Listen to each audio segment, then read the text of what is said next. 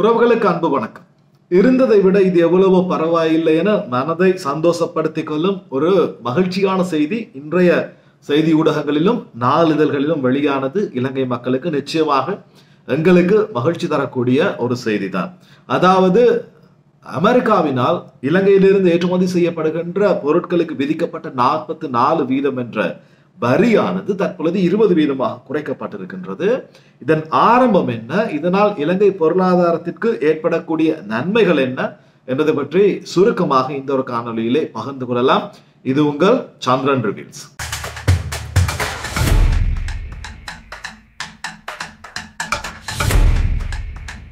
இந்த வருடம் ஏப்ரல் மாதம் 2ஆம் தேதி அமெரிக்க அதிபர் டொனால்ட் ட்ரம்ப் லிபரேஷன் டே டேரிஃப்ஸ் என்ற ஒரு நாளை அறிவிக்கின்றார். இந்த நாளின் அறிவிற்கு பின்னர் அமெரிக்கர்கள் மத்தியில் எந்த அளவு சந்தோஷம் இருந்ததோ தெரியவில்லை. ஆனால் உலக நாடுகளுக்கு இது ஒரு பேரிடியான செய்தியாக இருந்தது. காரணம் என்னவென்று சொன்னால், இதுவரை உலக நாடுகளிலிருந்து அமெரிக்காவுக்கு ஏற்றுமதி செய்யப்பட்ட பொருட்களுக்கு வெறும் 1.5 அல்லது 2% வரி என்ற ஒரு வரி வீதமே அறவிடப்பட்டது. இந்த அறிவிப்பின் பின்னர் பிற நாடுகளிலிருந்து அமெரிக்காவுக்கு ஏற்றுமதி செய்யப்படும் பொருட்களுக்கு 10% என்ற ஒரு பேஸ் லைனை அமெரிக்க அதிபர் டொனால்ட் ட்ரம்ப் அறிவித்தார். ஓகே, அதுவும் அமெரிக்காவிலிருந்து பொருட்களை கொள்வனவு செய்யும் கண்ட்ரீஸுக்கு கொஞ்சம் ஒரு சாதாரண குறைந்த ஒரு வரி விகிதமும், அமெரிக்காவுக்கு ஏற்றுமதியை மாத்திரமே செய்து கொண்டிருக்கின்ற அதாவது இலங்கை போன்ற நாடுகளுக்கு அதிகமான ஒரு வரி விகிதத்தையும் அமெரிக்க அதிபர் டொனால்ட் ட்ரம்ப் விதிக்கின்றார். இது ஏப்ரல் மாதம் 2ஆம் தேதி நடக்கின்றது. அந்த வகையில் இலங்கைக்கு 44% என அதி உயர்ந்த வட்டி வீதம் விதிக்கப்பட்டது. இது இலங்கை பொருளாதாரத்தையே புரட்டி போட்டது. ஏனெனில் 2022 இப்பொழுது தான் இலங்கையின் பொருளாதாரமானது மெதுவாக ஒரு சீரான வளர்ச்சி பாதையில் சென்று கொண்டிருக்கின்றது. சோ இலங்கையிலிருந்து அமெரிக்காவிற்கு வருடாந்தம் 3 பில்லியன் அமெரிக்க டாலர்களுக்கு பொருட்கள் ஏற்றுமதி செய்யப்படுகின்றன. அதில் முக்கியமான பொருட்களாக ஆடை உற்பத்தி, தெங்கு சார்ந்த பொருட்கள், ரப்பர், தேயிலை, இந்த 4 பிரதான ஏற்றுமதி துறைகள் இருக்கின்றது இலங்கை. சோ இந்த 4 துறைகளும் பாரிய ஒரு அபாயத்தினை சந்தித்தது இந்த டொனால்ட் ட்ரம்பினுடைய இந்த 44% என்ற அந்த வரி அறிவிப்பினை தொடர்ந்து. சோ இலங்கை அரசாங்கம் அமெரிக்காவோடு பேச்சுவார்த்தை நடத்தி ஒரு நெகோசியேஷனுக்கு வர வேண்டிய ஒரு தேவை ஒன்று காணப்பட்டது. ஏனெனில் 44% என்பது மிக அதிகரித்த ஒரு வரி தீர்வையாக காணப்பட்டது. இந்த 44% வரி தீர்வைக்கு இலங்கையிலிருந்து பொருட்களை ஏற்றுமதி செய்து அமெரிக்காவோடு வர்த்தகம் செய்வது என்பது ஒரு கடினமான காரியமாக பார்க்கப்பட்டது. இதை முன்வைத்து அரசாங்கத்திற்கு பல விமர்சனங்களும் முன்வைக்கப்பட்டன. ஓகே, அதாவது அனுபவமற்ற தன்மை, ஆளும் கட்சியின் அனுபவமற்ற தன்மை தான் இந்த நிலைக்கு காரணம், அமெரிக்கா இவ்வாறு செயல்பட காரணம். இதே இடத்தில் முன்னாள் ஜனாதிபதி ரணில் விக்ரமசிங்க அவர்கள் இருந்திருந்தால் இது இவ்வாறு நிகழ்ந்திருக்காது என்ற ரீதியில் பல விமர்சனங்கள் முன்வைக்கப்பட்டன. அதைத் தொடர்ந்து டிசம்பரில் ஆட்சி மாற்றம் வருகின்றது. இவர்தான் ஜனாதிபதிக்கு தகுதியானவர் என்ற விமர்சனம் முன்வைக்கப்பட்டது. இனி அடுத்த தேர்தலிலே என்பிபி தோல்வியை தழுவும், இந்த கட்சியை சார்ந்தவர் தான் ஜனாதிபதி என்ற விமர்சனங்களும் மேடைகளிலே பொதுவாக அறிவிக்கப்பட்டன. சோ இலங்கைக்கு முக்கியமாக இன்னும் 1 வருஷம் பூர்த்தி செய்யப்படாத நிலையில் இலங்கை ஆளுகின்ற என்பிபி கட்சிக்கு இது பாரிய ஒரு சவாலாக இருந்தது. அதுவும் நிதியமைச்சராக ஜனாதிபதியே இருக்கின்ற இந்த ஒரு சூழ்நிலையிலே இதை எவ்வாறு இவர் முகம் கொடுப்பார், எவ்வாறு இதை கையாள்வார் என்ற ஒரு கேள்வி எல்லோருக்குள்ளும் இருந்தது. அதை மிக சாதுரியமாக கையாண்டு இருக்கின்றார் என்ற ஒரு விஷயத்தினை தான் இங்கே கூற வேண்டும்.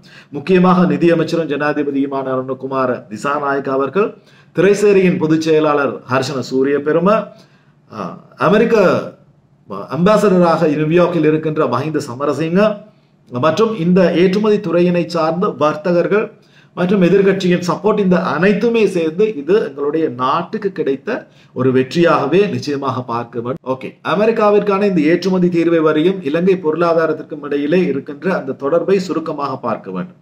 அதாவது இங்கிருந்து ஏற்றுமதி செய்யப்படும் ஒரு பொருள் 10% வரி விதிக்கப்பட்டு அங்கே விலை நிர்ணயிக்கப்படும் பொழுது கொள்வனவு செய்யப்படுகின்ற அளவிற்கும், இங்கிருந்து ஏற்றுமதி செய்யப்படுகின்ற ஒரு பொருள் 44% வரி விதிக்கப்பட்டு கொள்வனவு செய்யப்படுகின்ற அளவுக்கும் இடையிலே வித்தியாசம் இருக்கும். சோ கொஞ்சம் கொஞ்சமாக அந்த அமெரிக்க சந்தையிலே இலங்கை பொருட்களுக்கான கேள்வி குறைவடையும்.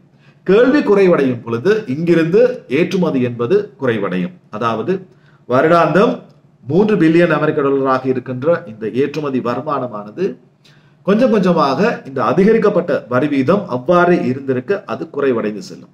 இந்த குறைவடைகின்ற பட்சத்திலே குறைவான வரி விதிக்கப்பட்ட நாடுகளிடம் அந்த கொள்வனவாளர்கள் நேரடியாக தொடர்பு கொண்டு அது பங்களாதேஷோ, வியட்நாமோ, கம்போடியாவோ அங்கிருந்து தங்களுக்கான பொருட்களை தங்களுடைய நாட்டுக்கு இறக்குமதி செய்வார்கள். இதனால் இலங்கையின் ஏற்றுமதி துறை என்பது ஒரு பாரிய பிரச்சனைக்கு முகம் கொடுக்கின்ற ஒரு நிலைதான் தோன்றி இருந்தது. ஆனால் இப்பொழுது இவ்வாறு அல்ல. இலங்கையோடு போட்டி நாடுகளாக இருக்கின்ற, அதாவது முக்கியமாக இந்த ஆடை உற்பத்தி துறையை நாங்கள் எடுத்து பேசினால் போட்டி நாடுகளாக இருக்கின்ற வியட்நாம், பங்களாதேஷ், பாகிஸ்தான், கம்போடியா இந்த நாடுகளுக்கும் இலங்கைக்கும் விதிக்கப்பட்டிருக்கின்ற இந்த வரி விகிதமானது ஒரு சமமாக இருக்கின்றது.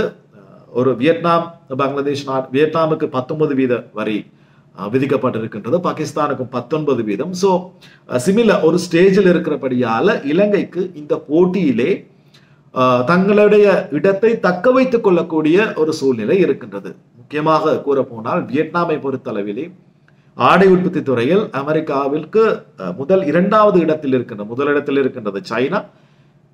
ஆடை ஏற்றுமதி துறையிலே வியட்நாம் 2வது இடத்தில் இருக்கின்றது. பங்களாதேஷ் 3வது இடத்தில் இருக்கின்றது. ஆனால் வியட்நாம் தைத்த ஆடைகளை ஏற்றுமதி செய்கின்றது. டிஷர்ட், ஷர்ட் போன்ற ஆடைகளை பங்களாதேஷ் முக்கியமாக ஏற்றுமதி செய்கின்றது.